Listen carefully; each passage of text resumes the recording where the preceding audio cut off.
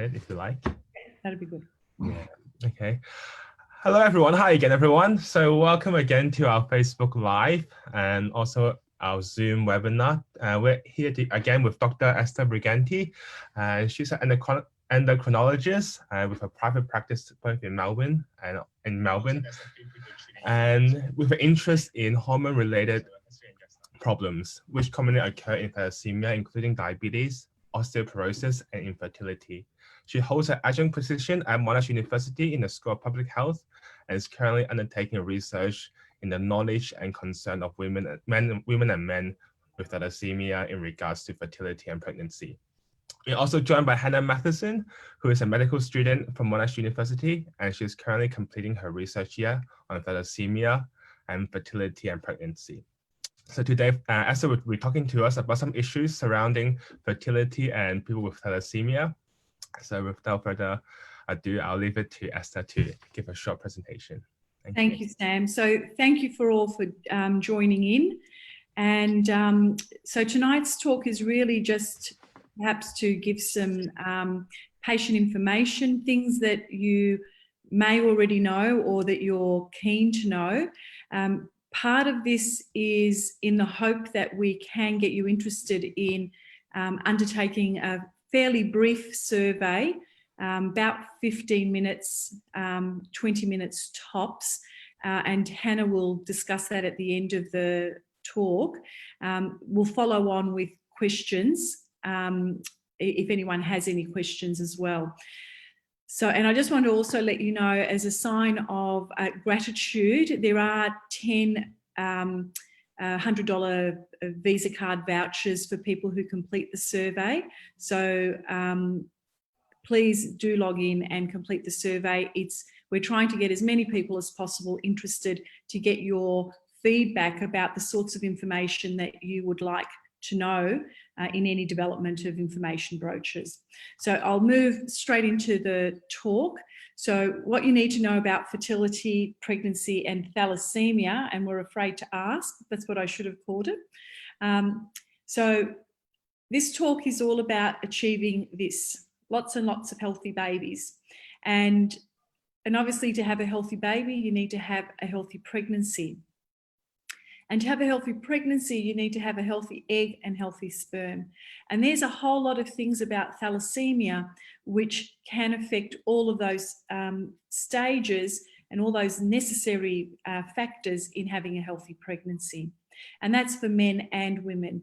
I think a lot of people tend to think that this is all about women, but there are a lot of issues about fertility and normal hormone production in men with thalassemia that's very important, because the sperm are just as important as the eggs. So what do you need to know?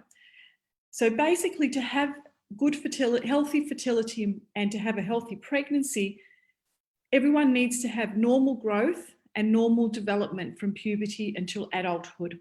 So if you're a male, that means you need to have your pituitary working normally, you need to have your testes working normally, and you need to have normal testosterone level. And for that, you need both the pituitary and the testes to work normally. And if you're a woman, you also need normal pituitary function. You need normal development of your ovaries, where the eggs come from. And you need normal estrogen and progesterone levels, because they're the two important hormones that give you regular menstrual cycles and allow you to be fertile and become pregnant. And if we have this, then this is what we end up with: a healthy baby and very happy parents. So what do you need for normal fertility? So in the center is really a medical diagram. And essentially what it really says is that everything needs to be working pretty normally in your life. So you need to have normal physical, good general physical and mental health. So your brain in total needs to be okay. Good nutrition, because your brain needs that as well. And you need to have good normal growth, and in particular weight, because none of this works properly unless your weight is normal. So if all is good, then the brain says to the pituitary gland, okay, it's okay to produce the hormones that will then stimulate the testes in the ovaries to make normal hormone levels and to make sperm and egg. So in order to have a normal pituitary function, you have to have normal growth and also normal puberty. Well, you need a normal pituitary to get normal puberty. And also you need normal testes and ovaries, as I've said. So to get that, you need to have normal puberty and normal ongoing reproductive health. So how does thalassemia impact on this? Well, thalassemia in general, it's such a complicated medical problem and can have so many different aspects that can affect your health, not just your physical health, but also your psychological health, because it's a very complicated, complex disease that you need to be thinking about a lot of different things, taking a lot of different medications, seeing doctors, having transfusions.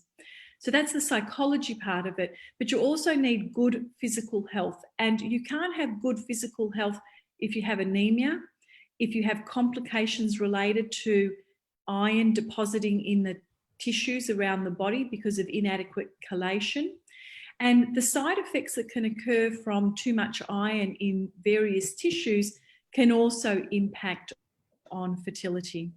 And obviously, psychology is very important. And by psychology, I mean mental health, stress, and those sorts of factors. Because even in someone without thalassemia, psychology is very important in order to have healthy pregnancy, healthy fertility, and healthy pregnancy. If your pituitary doesn't work properly, and in thalassemia, the commonest reason for that is that there's a buildup of iron in the pituitary, just like there's a buildup of iron that can occur in the liver, in the heart, in the thyroid, in the pancreas. If it builds up in the pituitary is really the conductor of all the hormones in the body. So it will not just affect the testes and the ovaries, the reproductive part of the hormone system, but it will affect the thyroid gland and also growth hormone as well, because that's made in the pituitary. And these two things are vital for normal fertility and pregnancy and normal growth through puberty. And if the pituitary doesn't work properly, then the testes and the ovaries can't work properly. So even if the testes and the ovaries don't have any iron in them, if the pituitary is not working properly, then the message, which is the LH and the FSH, there's no LH or FSH message from the pituitary to the ovaries. So therefore the testes and the ovaries don't make sperm and egg, and they don't make testosterone or the female hormones, estrogen and progesterone. So you can see that there's a lot of medical, physical, psychological factors that can impact on fertility health, reproductive health, when you have thalassemia. Now, hopefully you all know the concept in this slide. And basically the problem with thalassemia is that there is anemia, and because your bone marrow doesn't make blood cells, red blood cells, and the only way to make that better is to have a blood transfusion. And blood transfusions they're required, they're vitally important in the treatment of thalassemia. However, in receiving blood transfusions not to cure, but to treat the anemia, you end up with a lot of the iron in the blood trapped in the body. And then that will deposit in tissues, and the iron is toxic to the various tissues in the body. So iron in the liver will cause liver disease. Iron in the heart will result in the heart not functioning properly, so heart failure, but also abnormal rhythm of the heart as well can occur. And if there's iron toxicity in the pituitary gland, then we have all of the factors, all of the hormone issues that we've discussed before. But you can also get iron depositing directly in the testes and ovaries. So if you manage not to have pituitary disease, sometimes just direct iron toxicity to the testes, and that's more common in men than it is in women, that can affect fertility. And working out why fertility is affected, whether it's due to the pituitary or the testes, is very important, because it determines what treatment will be successful in trying to help with fertility. If the iron goes in the pancreas, it can result in diabetes. If it goes in the thyroid gland, it can result in an underactive thyroid. And if it goes in the parathyroid glands, it can result in a low calcium. So some of you may have some of these problems related to thalassemia, and the more likely you are to have had inadequate chelation, the more likely you are to have these problems. So chelation is very, very important, and you're all aware, I don't need to tell you, it's very difficult to make sure that you have the optimum chelation possible for your general health. So that's something that you have to work really hard with from a young age, because puberty starts at around 8 or 9 years old. So this all needs to be working right from a young age.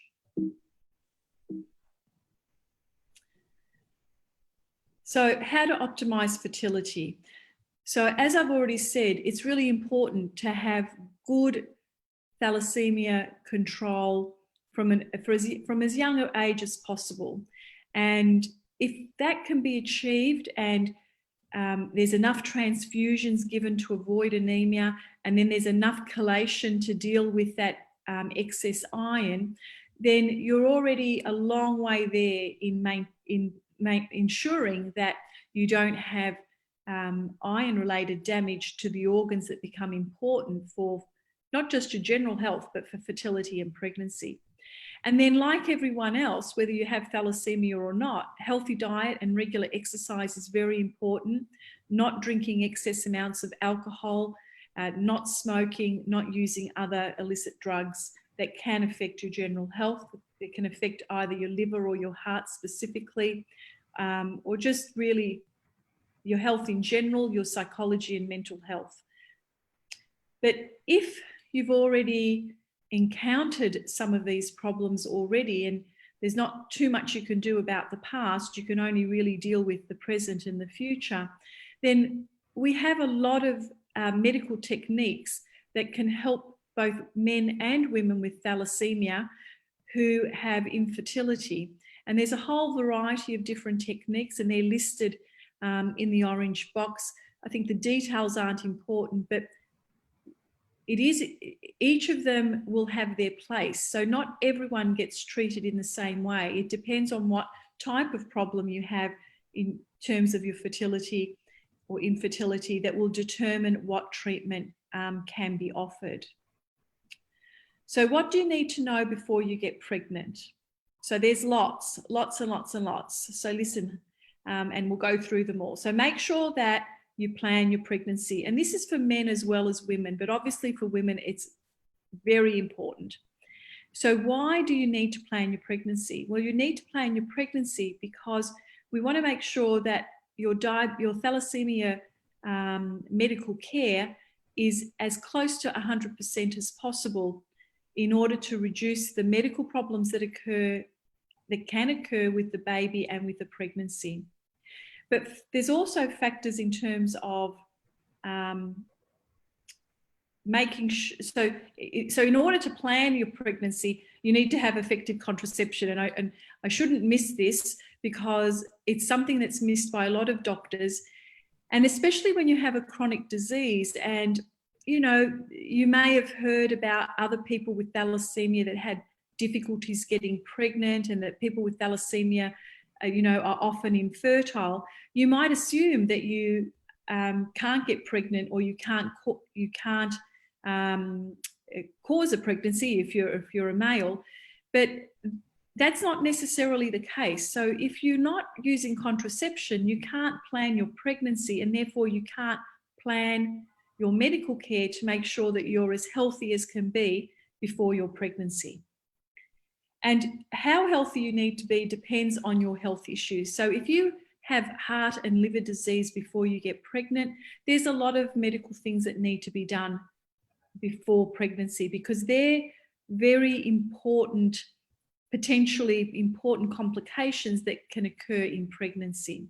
So you may need to see other specialists, or you may need to be working much harder with your thalassemia doctor and nurses to try and optimize your chelation, get the iron levels as low as possible prior to thinking about getting pregnant. Once you start thinking about getting pregnant, while still on contraception, hopefully, your partner needs to be checked for thalassemia as well, or other blood disorders, because there are a large proportion of people who can have thalassemia minor. So they only have one gene for thalassemia.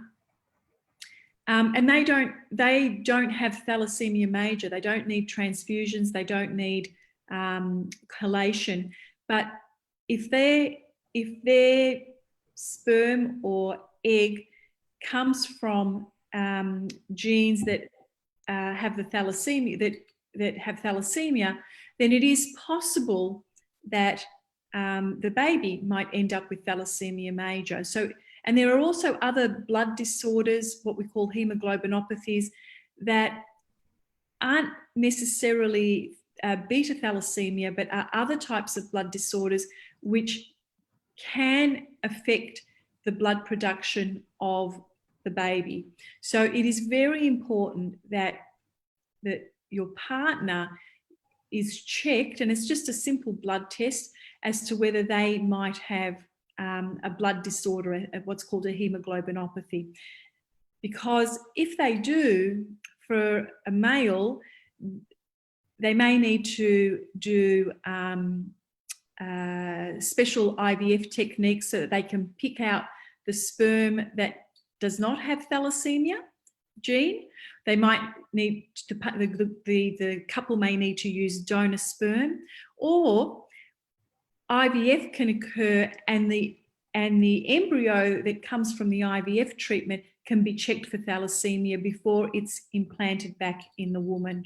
So we have some very sophisticated and clever techniques now in medicine that allow us to increase the chance of a healthy baby and therefore a healthy pregnancy as well with people with thalassemia. I'm sure you are all aware that improving your ferritin level and improving your general thalassemia care is not something that happens overnight, and it takes a long time. So you don't really want to be saying to your hematologist, I'm coming off the pill and I want to get pregnant next month, because they're probably going to need more like a year rather than a month to help you get as ready as possible and as healthy as possible before your pregnancy. And so this goes for women. So as a woman who wants to get pregnant, it's really important that before you get pregnant, that any heart, liver or hormone complications are adequately treated. So that means adequate chelation, but also you may need treatment itself for those hormone problems or those heart problems. We would want to check that you don't have any active viral infections that might be relevant in your pregnancy, and hopefully that's all been dealt for well before you get to the pregnancy stage. But it's often pregnancy is a good time to make sure that you're really up to date with all of your thalassemia care. There'll be some of you who've had your spleen removed, and there are specific things that are required in pregnancy. So it's a good opportunity, if you've had your spleen removed, to make sure that all your vaccination is up to date. It's something that everyone with thalassemia who've had their spleen out should do, but this is particularly important in the lead up to pregnancy. And also a discussion with your doctors about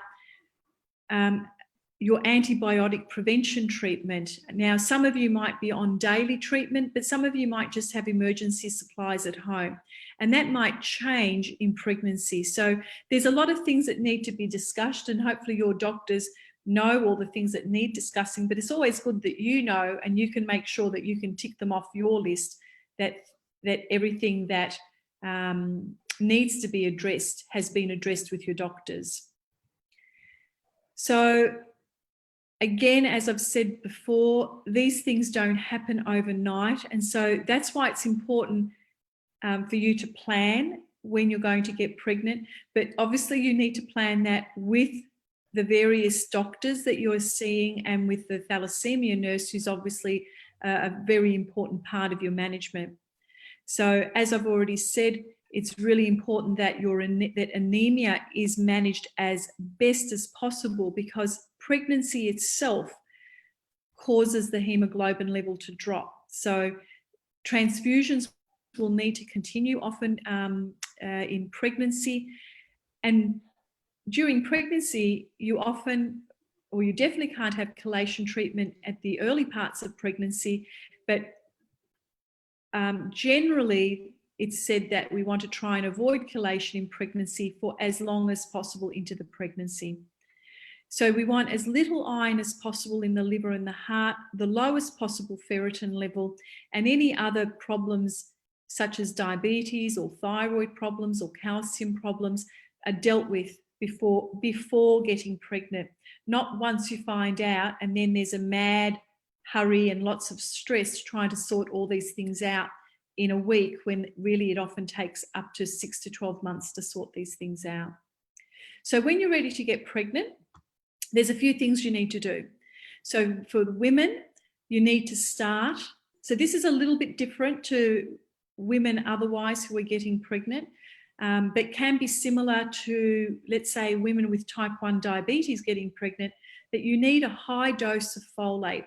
So that's something that is different to a woman who's getting pregnant without thalassemia or without diabetes. And there's a few other chronic medical conditions that require women to have high dose folate at least 3 months before the pregnancy. And part of the reason for this is that folate deficiency is common in thalassemia, and folate deficiency increases the risk of abnormalities in the baby. So we want to make sure that we minimize any potential negative effects. But as well as that, you also need pregnancy multivitamins like every other woman who's getting pregnant needs. So as well as having to start certain medications, it's also important that it's not just all about medicine, but it's also about lifestyle. Healthy lifestyle is vital. Healthy diet and physical activity. Now, healthy diet can be difficult with thalassemia. A lot of the chelation drugs can make you feel nauseated. You know, you can be very picky about the foods that you can and can't eat.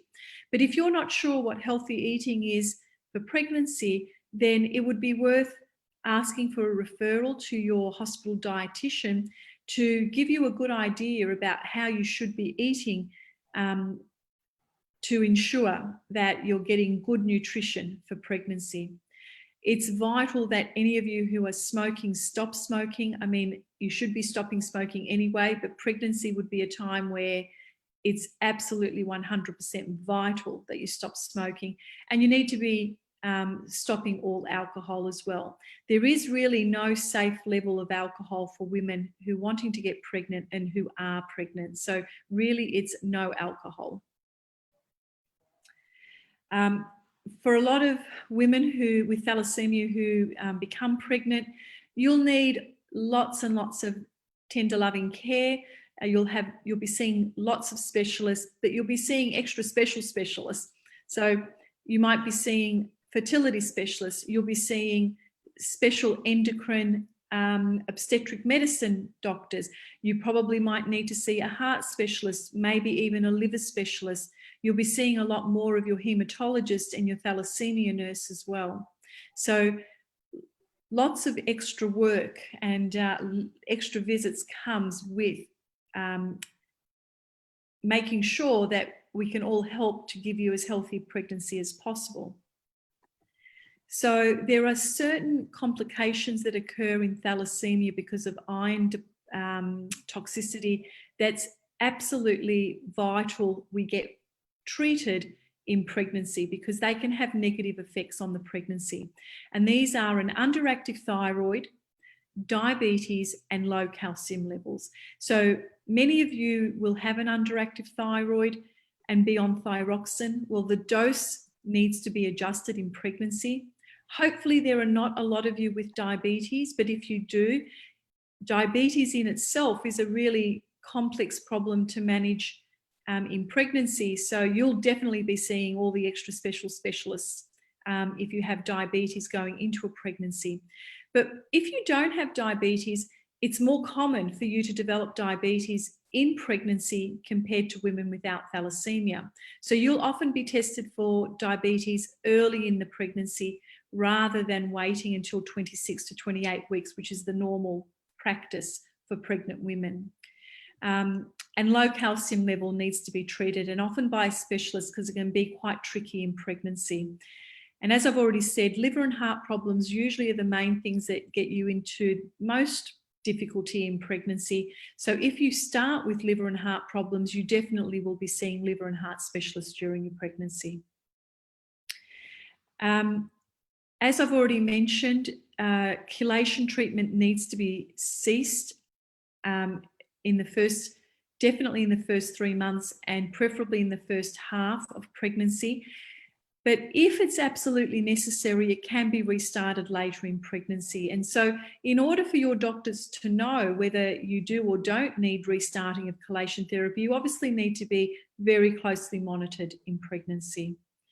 And the reason for all of this extra input from your doctors and making sure that everything is all the T's are crossed and all the I's are dotted, is that we know that there are certain complications that occur in all women, not just women with thalassemia, but they tend to occur a little bit more commonly in women with thalassemia, especially if the thalassemia is not as well managed as it could be.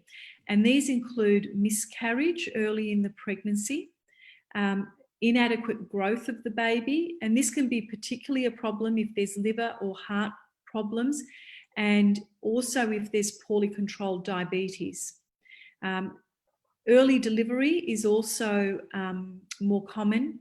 And then after delivery, because people with thalassemia, especially if you've had your spleen out, you're more likely to have blood clots. Well, after pregnancy is a common time even for women without thalassemia to have blood clots. So they're even more common in women with thalassemia. So you may need to have special anti-clotting treatment for a few weeks after your delivery. So there's a lot of things that need to happen, and that's why planning is absolutely vital in order to have normal fertility, get pregnant, and end up with a healthy, gorgeous looking baby. So that's the end of my talk. I might just get Hannah to make mention about the study that we're doing. I'll just unshare my screen so she can put her slides up. Do you have slides, Hannah? Or? No, I'm just going to very quickly talk. All right, okay. And then I'll take any questions. Hi, everyone. Thanks for joining us tonight. I'm just going to very quickly talk about the survey that Esther's briefly mentioned. As we can sort of gather from Esther's talk, there's a lot of things to think about with pregnancy and fertility in thalassemia. And so this survey is sort of aimed at addressing that. So what we've decided to do is create a survey which asks people a little bit about their experience and knowledge about contraception, fertility issues, and preparing for pregnancy. It's an online survey, it's completely anonymous, and it takes around 15 to 20 minutes to complete. The idea behind this survey is we want to try and create some educational materials which can hopefully help guide people with thalassemia through conceiving and starting a family in a safe way. We've been lucky enough to receive some funding, which means we're able to offer 10 $100 visa vouchers. So anyone who completes the survey will go into the running to receive one of these vouchers. And once we close the survey, we'll randomly select 10 people to receive them. So that's just a gift to thank people for their time for completing the survey. We want to collect the experiences of both men and women with thalassemia, because as Esther has highlighted, we know these issues can have a significant effect for both genders.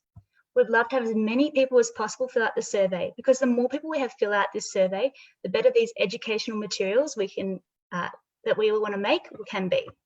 So you can find the link to the survey on both TASCA and Thalassemia and Sickle Cell Society New South Wales Facebook page. I can also send a link through to the chat. If you want to read about the survey or are interested in participating, all you need to do is click on that link. And also, if there's anyone else you know in your life with thalassemia that might be interested in participating, please feel free to pass the link on. As we can see from this talk, we know that starting a family can be a really stressful experience for some people with thalassemia, as there's quite a lot of things to take in. And we're hoping with the help of this survey, we can help create something that will alleviate some of this stress. Thanks. Okay, thanks, Hannah. Thank you, Hannah. So if we can get started on the questions, we have one question coming from Facebook. So this question might not be specific to fertility, but it might be relevant for pregnancy. So the question is, apart from calcium, what is the best medication for bone health in thalassemia? Okay, so bone health in thalassemia is actually an extremely complex medical problem. And often people talk about osteoporosis in thalassemia, but in fact, it actually is not osteoporosis as we commonly know it. There are lots of things that you need for healthy bones. And look, and there's no short answer to this, so I'm going to go and give you the long answer. But in order for bones to be healthy, several things need to happen. Number one, you need to have normal growth in childhood. That's absolutely vital. And I don't really need to tell any of you who are on tonight that childhood health can be very, very difficult in thalassemia. It's difficult to manage children optimally, making sure they have enough transfusions and they're not anemic and getting enough chelation. It's very, very hard. So if you don't grow properly during childhood, you're already starting off with small bones. Then, if you don't go through puberty normally, that's the next sort of stage in your medical care that's vital. Bones need all of the hormones that occur in puberty in order for them to grow into adult bones. So if you have iron in the pituitary and your hormone levels are not right and you don't go through puberty properly, that's another aspect of inadequate bone health. And really the only thing that is going to fix those two problems up is adequate transfusions and adequate chelation. Adequate transfusions to make sure that you're not anemic, that you can exercise normally and you know, stretch your bones and, you know, get your bones working, but also adequate chelation, because the bones are dependent on all the other organs in the body to be healthy. Then once you're an adult, and of course, sorry, one thing I should say in all of that what's important for good growth is not just lack of disease, but also good nutrition. And chelation can cause a lot of problems with nausea, loss of appetite, and good nutrition can be very difficult. So just being sick is bad for your bones. So it's really important that we concentrate in children in making sure that their growth is as normal as possible. And then at puberty, that their puberty hormones come on at the same time as people without thalassemia, so that you can have normal puberty growth. So not just for your ovaries and your testes, but also for your bone. Then as an adult, there's a whole lot of factors that impact on bone health, and having an underactive thyroid, having diabetes, having underactive parathyroid glands, even just having inadequate treatment of thalassemia makes the bone marrow expand in the bones and can give you what looks like a bone fracture.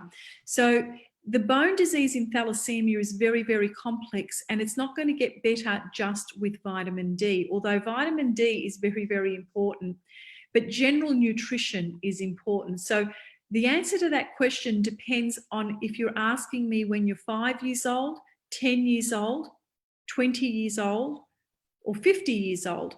And the answer is very different. But fundamentally, to have healthy bones, you need to have good health. And to have good health, you need to have good treatment of your thalassemia with transfusion and chelation.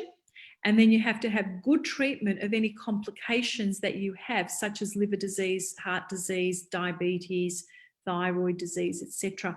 And if you're 10 years old and you're asking the question, one of the most important questions is, have you started puberty? Because if you haven't started, and I'm sure that you're not 10 years old, but let's say for someone who is 10 years old, the most important factor is going through puberty at a normal age. So for a lot of you who are listening tonight, that boat has sailed many years ago. You're probably all in your 20s, 30s, or perhaps even older. And there's not too much that can happen or can happen now to make up for what didn't occur when you were younger. But there's definitely things that we can do to minimize other negative health factors affecting your bone. So hopefully that's answered, but I think the best way to answer that question is that it depends on where you're at with all of your thalassemia treatment and what thalassemia complications you have. So vitamin D is important, but good nutrition is probably even more important, and normal hormone levels for your age, whether that's occurred naturally because you've had good treatment of your thalassemia and your pituitary has worked normally, or whether it's because you had to have treatment because you did have problems with the pituitary, one way or the other, normal hormone levels is vital for men all the way through until old age, and for women up until menopause. So hopefully that's answered your question. Unfortunately, things that happen in thalassemia are very, very complicated. And they often sound like they're similar to problems that happen to people without thalassemia. But even though lots of people get bone problems, the bone problems in thalassemia are very, very specific to thalassemia. And it can be due to more than one thing. So it's a bit of a complicated answer. I'm sorry. That's as simple as I can put it. And hopefully the person that's asked it, that's answered your question. But if you want a second go at answering a question, I'm more than happy to try and be a bit more specific. Are there any more questions, Sam? No more for now. But if people want to submit questions anonymously, they can SMS them to me as well. So my number is 0476 927 443, as in the chat as well. Okay, and we'll hang about for another 15 minutes in case there's any questions. Or if you have any questions about the study, I'm sure Hannah can answer any of those.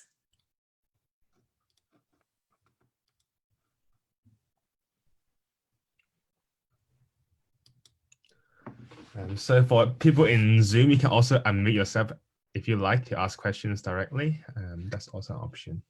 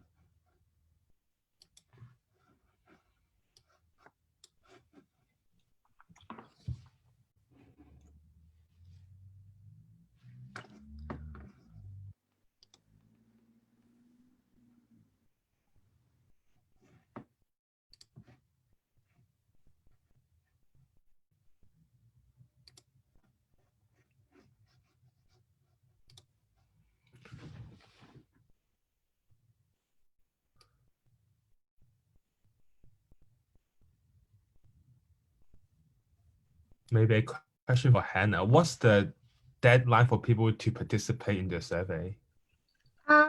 It's a bit flexible at the moment, so we'd really like people by the end of August to fill it in, but we're also wanting to maximise the benefit we can get from it. So it's possible to extend that, but at the moment we're hoping for the end of August. So another month and a half or so. Yeah. So we just had a couple of questions come through from Facebook. I'll just put it in the chat so everyone can see them. First question, is it advisable to freeze eggs or sperm in case natural fertility does not work for thalassemia patients? Okay, so first of all, freezing sperm is an option for men. Freezing eggs, it is an option, but it's not as well developed as freezing sperm. Freezing embryos is actually the best option. But the real issue is that if you reach adulthood, let's say you reach your 20s, and you're thinking about getting pregnant or having a pregnancy with partner if you're a male, or as if you're a woman thinking about getting pregnant. The reality is that if you're fertile at 20, assuming that you maintain good thalassemia care in terms of transfusions and fertility and chelation, there's probably no need to be freezing eggs and sperm, because if you've made it through puberty and you're fertile, then unless you sort of stop having your transfusions, stop seeing your hematologist, stop your chelation, or not do it properly, there's no real reason why you would become infertile. The difficulty really is that a lot of this is happening during the pubertal years, and the infertility often occurs because things weren't 100% right during puberty and pubertal development during puberty. So it's often hard because you can't, if you're infertile, there's really not a lot of eggs or sperm that you can save. So really what you're better off thinking about is, I suppose if you're wanting to ensure future fertility, it's really more about optimizing your thalassemia care. So it would be pretty unusual for you to be recommended that you freeze your sperm and eggs, because like I said, once you reach to adulthood, if you're fertile, then it's unlikely, you've actually done all the hard work, which is in puberty. Puberty is the hardest time for most people with any chronic disease to stick with treatment because, it's psychologically more difficult. Once you reach adulthood and you're more settled and you might be in a relationship, there's a lot of good motivation to look after yourself. So fertility is sort of, in a way, ensured by your good thalassemia treatment.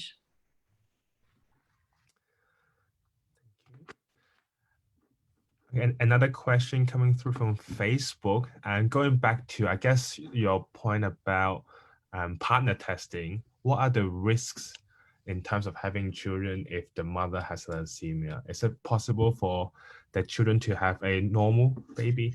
Well, if mum has thalassemia major and the father has absolutely no genes of thalassemia or any other blood disorder, by definition, the baby won't have thalassemia major, because the mother can only pass on one of the two genes. So the way that genetics works is that there's two genes for every characteristic.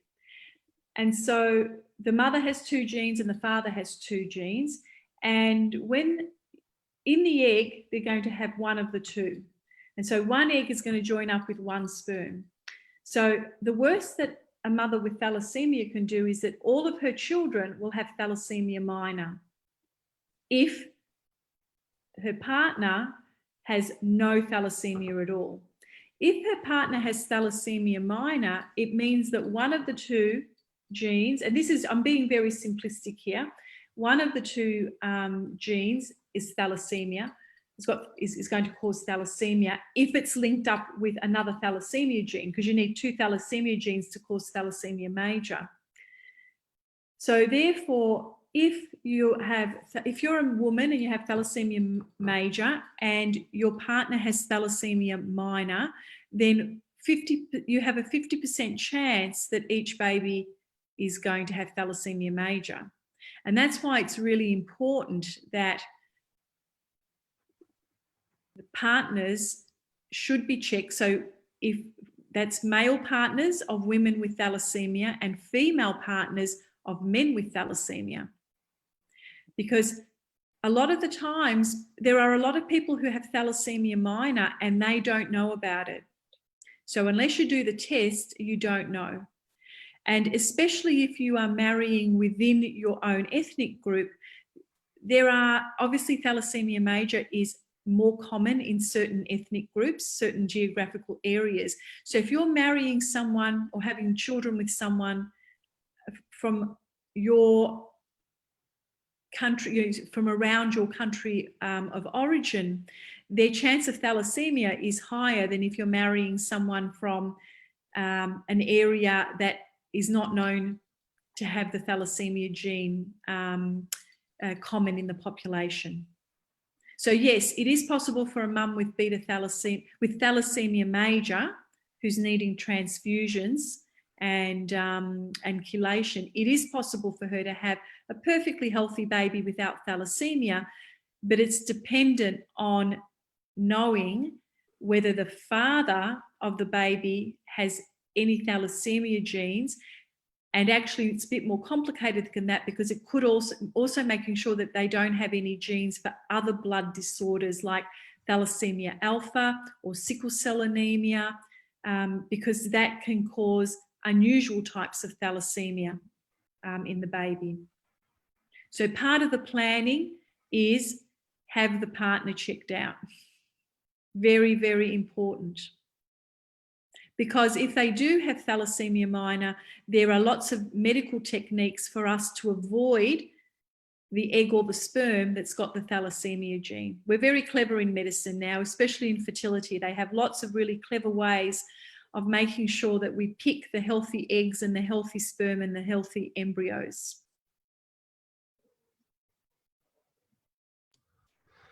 Thank you. And a question coming through from SMS. I'm a 28-year-old male with thalassemia and diabetes. I have a lesion on the head of my penis for about a year that has been getting progressively worse. I've had multiple blood tests and swabs for STDs, but everything has come back negative. Can thalassemia cause skin or genital conditions? I suppose it depends what the lesion is. Again, depending on what type of thalassemia you have, especially if you have thalassemia intermedia, you can get skin ulcers. Whether you get them on the penis, I'm not really, that wouldn't be a commonplace for them, but I don't see why you couldn't get it. Definitely there are skin conditions, and it's generally ulceration of the skin. We generally see it on the legs. I think that this would be a fairly uncommon situation, and I suppose the most important thing is that the STD tests have come back negative, but I think you definitely need to see a dermatologist, because this is going to be something that needs specialist input. It may have nothing to do with thalassemia. I mean, I think this is something that's really important. It happens a lot when you've got a chronic disease, whether it's diabetes or thalassemia or asthma, anything that you're going to have forever and can cause lots of problems. Often doctors will just assume that everything must be related to that disease. Oh, well, if you've got thalassemia, it must be your thalassemia. But people with thalassemia can get other diseases as well. people with thalassemia can get things that are totally unrelated to thalassemia because things happen. So just because something doesn't happen in thalassemia, just because something isn't common or known in thalassemia, don't just assume that it's thalassemia. And unfortunately, a lot of doctors keep on saying that, and it often delays you getting the proper medical assessment and care. My recommendation to you is that you need to see a dermatologist. It could actually have to do with your diabetes. So it depends on how your diabetes is being managed, but sometimes if your diabetes is not well controlled, you can get thrush, and that can often occur in the penis as well as in the vagina for women. And you may just have an unusual manifestation of thrush. So if you're a woman, I would say see a gynecologist, but as a male, you need to see a dermatologist, someone who can see what the skin condition looks most like. And obviously you need treatment, and it doesn't sound like you've had treatment.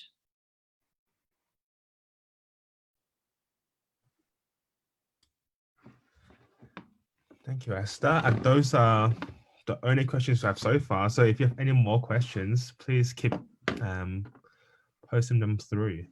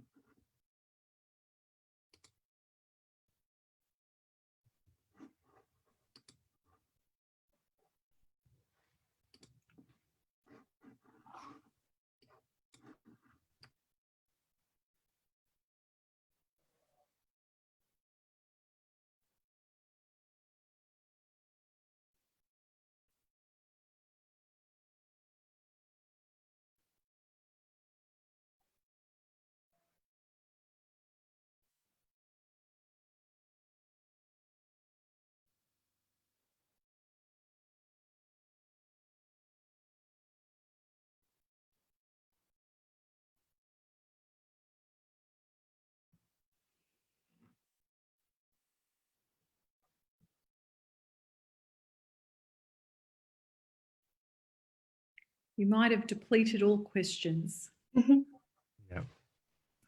Yeah, but if anyone has any more questions after this, they are free to either send them to us at TASCA. So my email is hpo@tasca.org.au. I can forward that to Esther. Absolutely. I'd be happy to answer back any queries by email. So send them through to Sam, and he will forward them on to me confidentially without your details, and I will answer them and send them back to Sam, and he can forward them on to you. So thank you very much for those of you who've attended. Please try and make the time to undertake the survey so that we can try and develop as good and as relevant patient information for you all to help you have a more stress-free adventure with your fertility and pregnancy. So thanks a lot for attending, and thanks, Sam, for organising it. Thank you. Thanks, Esther. Thanks, Sam.